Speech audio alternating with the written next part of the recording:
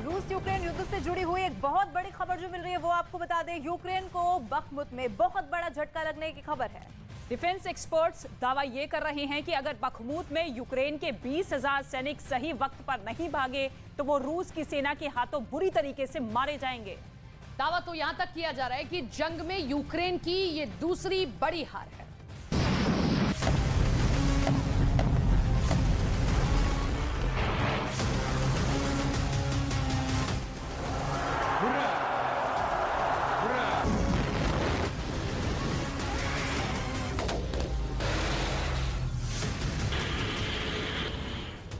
अगर वाकई में बखमुत में यूक्रेन के 20,000 सैनिकों को रूस की सेना ने घेर लिया तो ये यूक्रेन की दूसरी सबसे बड़ी हार साबित होगी।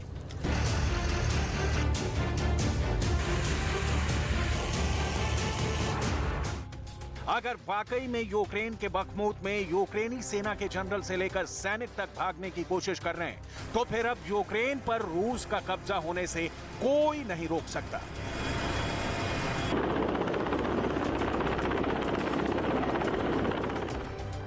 युद्ध में यूक्रेन का बुरा हाल देखने के बाद सवाल उठ रहे हैं कि आखिर यूक्रेन का साथ देने वाले 80 देश क्या कर रहे हैं।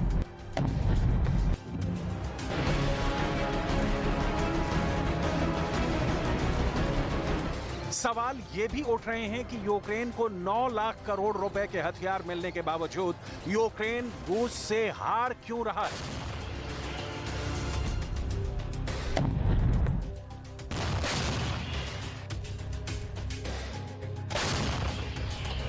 क्या रूस के साथ चीन, बेलारूस और ईरान की तिकड़ी ने अमेरिका और नाटो को बैकफुट पर ला दिया है?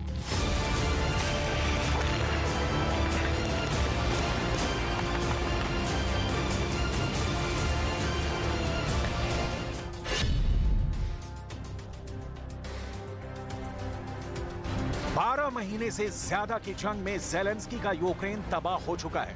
यूक्रेन के 4 प्रांत और 13 शहरों पर रूस के खौफनाक हमलों ने यूक्रेन, नाटो और अमेरिका को संभलने का मौका तक नहीं दिया है। यूक्रेन भले ही पिछले 6 महीने से दावा कर रहा हो कि उसने जंग में रूस के लगभग 1.5 लाख सैनिकों को मार डाला है, लेकिन हकीकत में जमीन पर पुतिन की फौज यूक्रेन पर बहुत भारी साबित हो रही है। भले ही यूक्रेन दावा कर रहा हो कि उसने रूस के लगभग 3,500 टैंकों को तबाह कर डाला है, लेकिन हकीकत में रूस ने पूर्वी यूक्रेन को टैंक युद्ध में बुरी तरह से रौंद डाला है। पिछले 6 महीने से भले ज़ेलेंस्की दावा करें कि पूर्वी यूक्रेन का किला कहे जाने वाले बखमुत पर रूस कभी कब्जा नहीं कर पाएगा, लेकिन हकीकत आज ये है कि खुद राष्ट्रपति ज़ेलेंस्की के आर्थिक सलाहकार अलेक्जेंडर रोडनेस्की बखमुत में अपने कमांडरों से अपील कर रहे हैं कि बखमुत से यूक्रेन की फौज को जल्द से जल्द पीछे हटाओ, वरना रूस की सेना यूक्रेन के 20,000 सैनिकों को मौत के घाट उतार सकती है।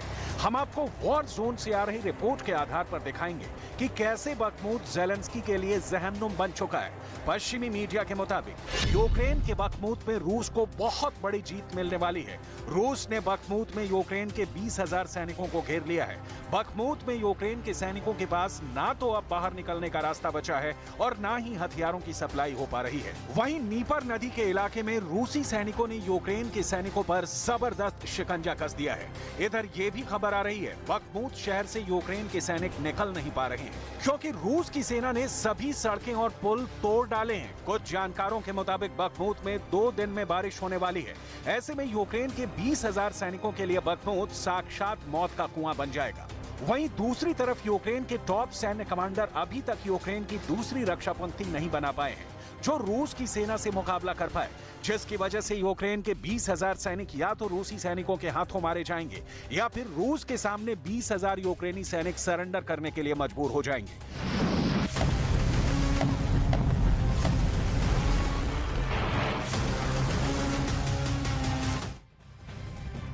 रूस यूक्रेन के बीच जंग शुरू हुए 1 साल से ज्यादा का वक्त हो चुका है, लेकिन जंग के बीच ज़ेलेंस्की खुद को दिलासा देते रहे हैं। दिलासा ये कि कभी भी पूर्वी यूक्रेन का किला कहे जाने वाले बखमुत पर कब्जा नहीं कर पाएगा रूस, जबकि हकीकत यह है कि डोनेट्स्क के शहर सोलेदार पर कब्जा करने के बाद रूस ने बखमुत पर हमले बहुत ज्यादा तेज कर दिए थे। ज़ेलेंस्की की जिद की वजह से आज बखमुत में यूक्रेन के 20,000 सैनिकों पर मौत मंडरा रही है।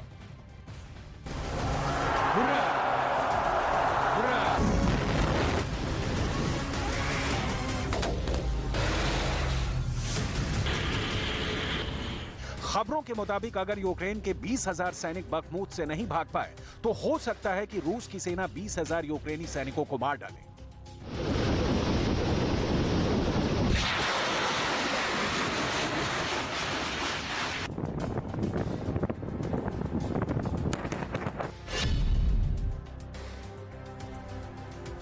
यूक्रेन के डोनेट्स्क इलाके के बखमूत शहर में रूस यूक्रेन से 1 साल से जंग कर रहा है।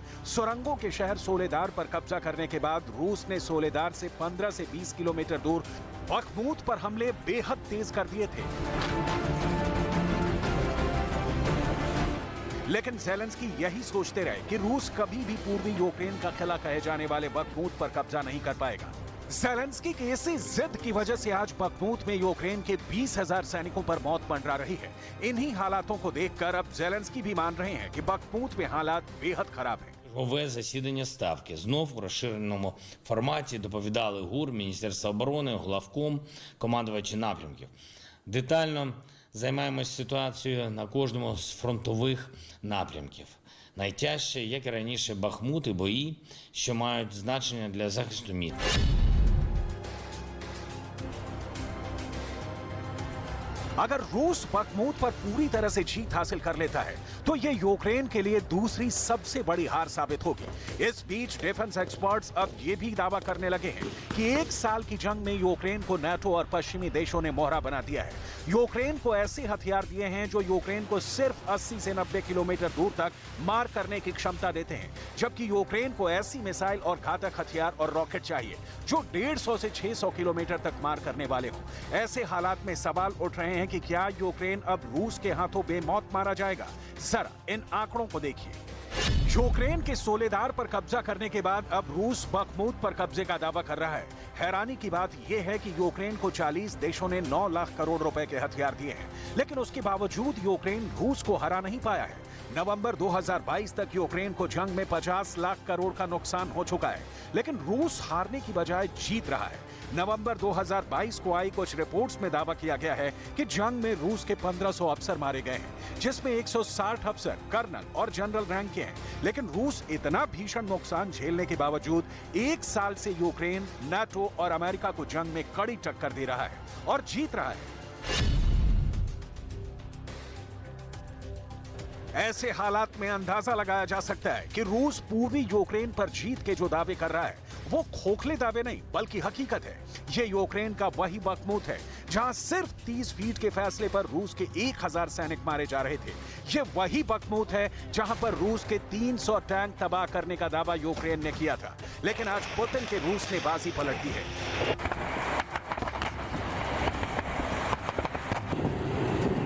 यही वजह है कि अब राष्ट्रपति ज़ेलेंस्की के सलाहकार ने बखमूत में रूस के भयानक हमलों के बाद साफ कहा है कि बखमूत यूक्रेन के लिए बहुत बड़ा खतरा बन गया है।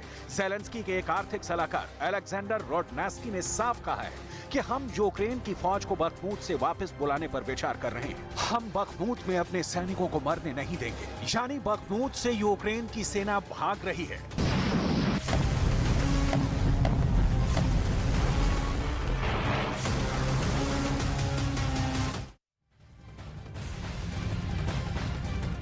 जंग के दौरान रूस के ट्रिपल अटैक ने यूक्रेन को बर्बाद कर दिया है। अब दावा यह है कि जंग में यूक्रेन के काफी संख्या में सैनिक या तो मारे जा रहे हैं या फिर वो जख्मी हो रहे हैं। और इस बीच बखमूत में 20,000 सैनिकों के फंसे होने की खबर ने ज़ेलेंस्की को हिलाकर रख दिया है।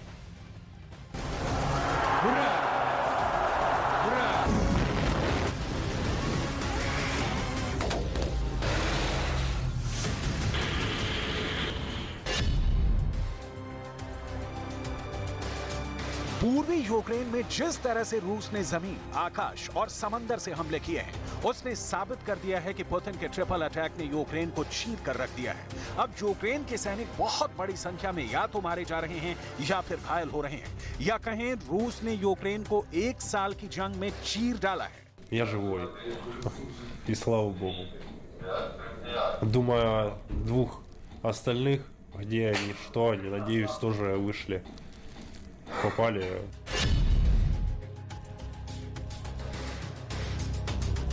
पिछले 1 साल में रूस यूक्रेन पर 5000 से ज्यादा मिसाइल हमले कर चुका है, जबकि रूस की एयरफोर्स और रॉकेट आर्मी 3,500 से ज्यादा हवाई हमले कर चुकी है। इधर पिछले 15 दिनों से रूस ने यूक्रेन को हर मोर्चे पर कड़ी टक्कर दी है। इसी को देखते हुए नाटो, अमेरिका और ब्रिटेन के सुर बदल गए हैं। वहीं दूसरी तरफ पुतिन और ज्यादा आक्रामक हो गए हैं। Думают, что так просто? Мы их туда пускать будем просто так? Конечно, ситуация в мире после 1945 года изменилась.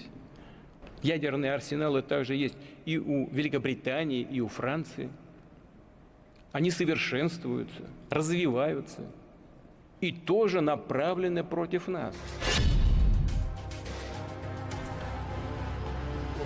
रूस के साथ पहले बेलारूस, ईरान और साउथ कोरिया खुलकर साथ दे रहे थे। अब चीन ने भी रूस का जंग में साथ देने का मन बना लिया है। अब देखना होगा कि बखमूत पर जीत का ऐलान करने के बाद पुतिन का अगला टारगेट क्या होता है। और दूसरी तरफ अब ये देखना होगा कि बखमूत में यूक्रेन की दूसरी हार के बाद यूक्रेन अब 20,000 सैनिकों को रूस के खूनी हमलों से कैसे बचाता है। फिलहाल बखमूत में यूक्रेन के पास सिर्फ 2 रास्ते बचे हैं। या तो यूक्रेन के 20,000 सैनिक रूस के सामने सरेंडर करें या फिर रूस की सेना के हाथों मारे जाएं।